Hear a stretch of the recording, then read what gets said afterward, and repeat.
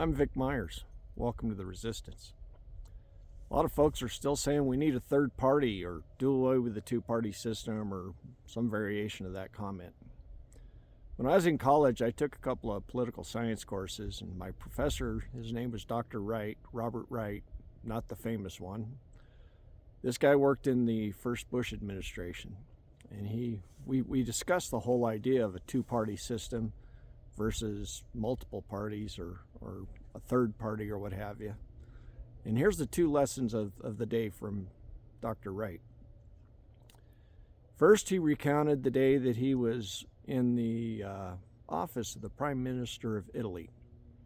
They were sitting there talking, discussing, negotiating and stuff, and somebody came into the room and whispered into the Prime Minister's ear and left. And then the Prime Minister stood up and said, "Gentlemen, we're done here. I'm no longer the Prime Minister."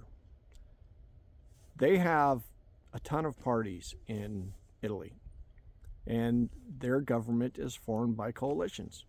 You got to get enough coalitions of the different parties in order to be the Prime Minister.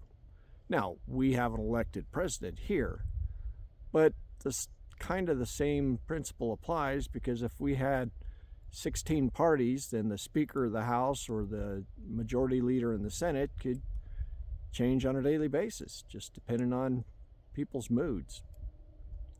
So there's one reason why I don't believe that third parties are an option.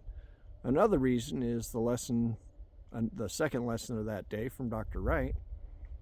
He showed us how every time there is a viable third party that starts to grow and gain traction, the two dominant parties will absorb the issues that are making that third party successful.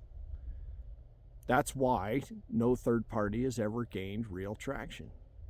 And when you look at the Libertarians and the Greens, well, Libertarian is just a different form of Republicans. I mean, a real Libertarian would not be pro-choice. A real Libertarian would say, "Stay out of my business, government." But Rand Paul and other libertarians out there, they're all very anti-abortion and willing to let the government get into your personal business. So they're not even a real party. The Green Party, well, they're nothing but a bunch of feel sorry for themselves because they can't get enough traction troublemakers. Jill Stein is a Russian pet. There's that famous picture of her and a bunch of Trump people having dinner with Putin, 8 years ago? And you look at the last election, and they went on record in a public forum saying that their whole goal was to keep Kamala Harris from winning. So they're a joke. Third parties are not an option. They don't do anything except keep better candidates from winning. Go back to 2000, we could have had President Al Gore, if not for the Green Party and the Ralph Nader joke. And if you're a big fan of Jill Stein or the Green Party or Ralph Nader, I'm sorry if I offended you, but the fact is, you can't point to one good thing that has come out of these third parties. Not one.